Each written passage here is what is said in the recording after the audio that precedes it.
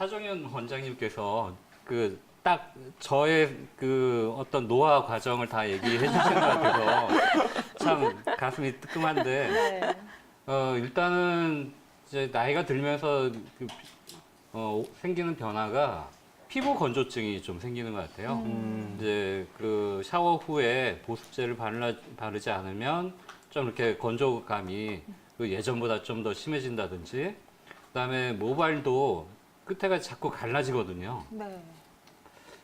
예전 같으면 샴푸하고 나면 딱 이렇게 그냥 놔둬도 윤기가 있고 했는데, 요즘에는 꼭 샴푸를 하고 나서 보습제 비슷한 영양제를 한 번씩 해줘야 되는 그런 모발 상태가 되고, 또 치아도 이제 안구 건조증이 조금씩 생기고 있어서 운전할 때 굉장히 불편한 적이 있거든요.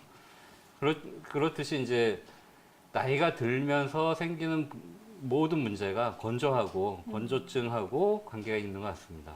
그렇다면 피할 수 없는 이 건조함 어떻게 하면 좀 예방을 하고 관리를 할 수 있을지 이 부분도 알아봐야 되잖아요. 박승찬 원장님, 어떤 습관들을 저희가 키우면 좀 좋을까요? 예, 일단은 수분 섭취를 충분히 할 필요가 있다, 이렇게 생각이 되는데요. 그렇다고 해서 커피나 카페인이 많이 함유되어 있는 음료를 계속 드시면 이건 좋지는 않은 것 같아요.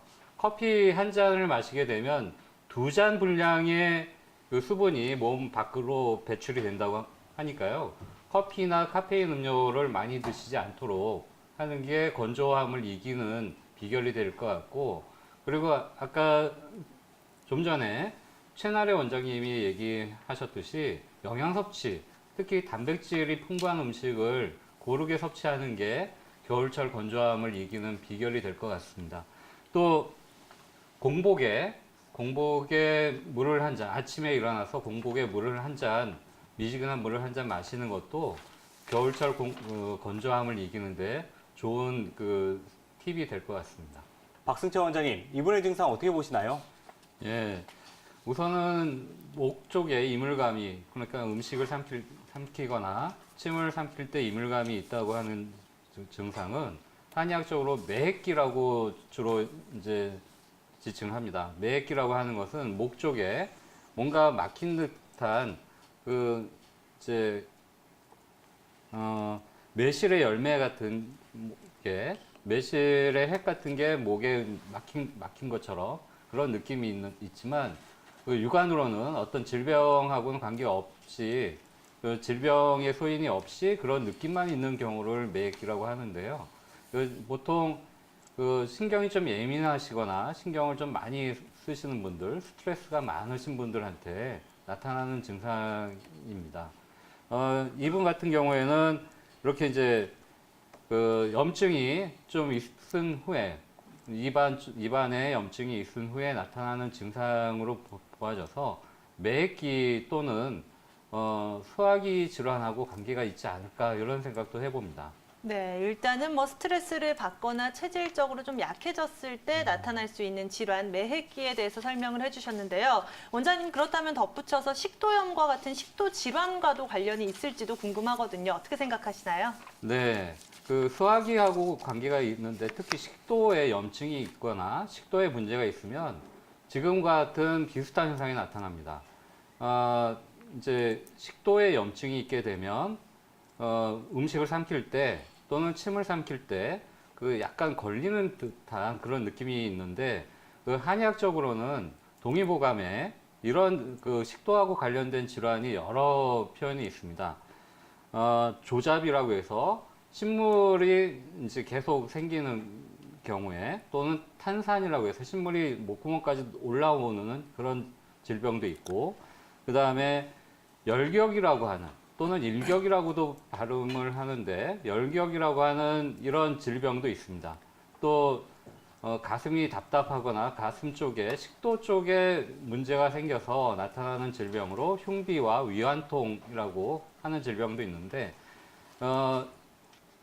이물감을 치료하는데 좀 전에 매핵기를 말씀드렸는데, 매핵기를 통해서 매핵기라고 하는 질병을 치료했는데 치료 효과가 좀 떨어진다든지, 아니면 치료에 반응이 없을 경우에는 식도하고 관련된 질병을 우선 의심할 수가 있겠습니다.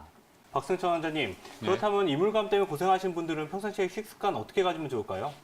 네, 우선은 그 이물감을 완화시키기 위해서 생활 관리가 정말 중요할 텐데, 일단 거칠고 단단한 음식 또는 기름지고 이제 점액이 좀 점성이 높은 음식을 좀 피하는 게 좋고요. 그리고 담백하고 소화에 부담이 없는 음식을 즐겨 먹는 게 이 이물감을 줄이는 데 도움이 될 것 같습니다. 그리고 술이나 시고 또 짜고 매운 음식을 많이 먹어서 위산이 많아지는 현상을 좀 예방을 해야 될 것 같고요. 그리고 쌀죽을 이제 자주 드시면 위가 회복하는데, 위나 식도가 회복하는데 도움이 될 거고요. 특히 위 기능이 좀 약하신 분들은 여기에 생강을 좀 넣어서 같이 드시면 위 기능을 회복하는데 또 식도의 기능이 회복되는데 도움이 될 것 같습니다.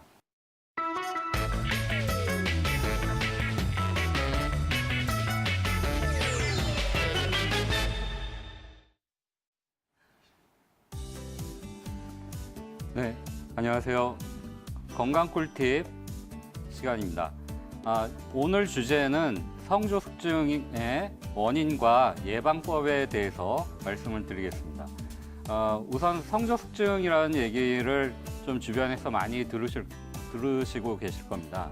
요즘 아이들이 그 사춘기 발달이 좀 많이 빨라지면서 나타나는 그 질병 중에 하나인데요. 예전에는 뭐 고3병, 고2병 또는 중2병이라는 얘기를 많이 들으셨는데 요즘에는 초4병, 초6병 뭐 이런 얘기를 들으시고 계실 겁니다. 그런 이유가 사춘기하고 관계가 있다 생각하시면 되겠고요. 그만큼 요즘 아이들이 사춘기가 빨라지고 있는데 나이를 기준으로 말씀을 드리면 남자의 경우에 초등학교 4학년 이전에, 그러니까 만 9살이죠. 만 9살 이전에, 여자의 경우 만 8살 이전에 초등학교 3학년 정도 됩니다. 사춘기에 2차 성징이 발달하게 되면 그 성조숙증이라고 진단을 하게 됩니다. 다시 말씀을 드리면 남자아이 같은 경우에 만 9살 이전에 고환이 좀 커지거나 여자의 경우 만 8살 이전에 가슴 발달 같은 가슴에 멍울 같은 게 생기면 2차 성징이 진행된다고 의심을 할 수가 있고, 그런 경우에 주로 성조숙증을 진단받을 수 있습니다. 이렇게 되는 이유는 이제 또래보다 2년 이상 빠르게 성호르몬 분비가 시작되기 때문에 발생이 되는 건데요. 현재 우리나라의 사춘기 성조숙증의 현황에 대해서 잠깐 더 설명을 드리면요. 국내 2017년 그 통계 자료에 의하면 95,524명이라고 하는 아이들이 1년 동안 성조숙증 치료를 받고 있다고 합니다.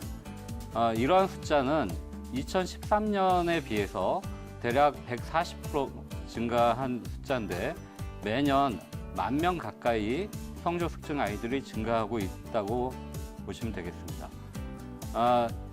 지금 이 정도의 그 증가 추세라고 한다고 하면 주변에 아이들 10명 중에 2~3명꼴로 성조숙증에 해당된다고 이해하시면 될 것 같습니다. 그러면 이렇게 성조숙증이 사춘기가 빨라지는 현상이 왜 증가를 하는지, 그 성조숙증의 원인은 어디에 있는지 살펴드리겠습니다. 우선은 성조숙증은 그 뇌나 뇌하수체, 그러니까 사춘기 호르몬이 분비되는 호르몬 분비 기관이나 그 성기관, 그러니까 난소나 고환에 어떤 문제가 있을 경우에 성호르몬 분비에 이상이 생겨서 사춘기가 빨라지는 현상이 나타나는데, 그러지 않고도 그런 신체적인 질병이 없이도 사춘기가 빨라지는 경우가 있습니다. 그런 경우를 특발성 성조숙증이라고 얘기를 하고, 특발성이라고 하는 경우에는 특별한 이유가 없다, 특별한 원인을 찾을 수 없다고 해서 그 특발성이라고 이름을 붙이기도 하는데, 모든 그 성조숙증 아이들이 그 원인을 찾지 못하는 게 아니라 그 신체 질병이 없을 뿐이지 다양한 여러 가지 원인에 의해서 성조숙증이 발생되기도 합니다. 주로 이제 성조숙증을 일으키는 원인 중에는 소화 비만, 가장 많은 원인으로는 소화 비만이 있고, 환경 호르몬, 그리고 유전적인 소인, 기타로 블루라이트라든가 건강 보조식품, 요즘에는 미세먼지도 성조숙증을 유발한다고 얘기를 하고 있습니다. 특히 부모님이 좀 작으시거나 부모님이 사춘기가 좀 빠르셨다고 하면 유전적인 소인 때문에도 성조숙증이 있을 가능성이 높아집니다. 마지막으로 성조숙증 원인을 살펴드렸으니까 이제는 예방에 대해서 설명을 조금 더 드리겠습니다. 사춘기 발달을 좀 늦춰야 되겠다 하는 게 이제 많은 어머님들의 이제 바람인 것 같은데, 성조숙증을 예방할 수도 있습니다. 조금 전에 말씀드린 이러한 원인을 될 수 있으면 멀리 하는 게 좋은데요. 특히 초등학교 1학년 이후에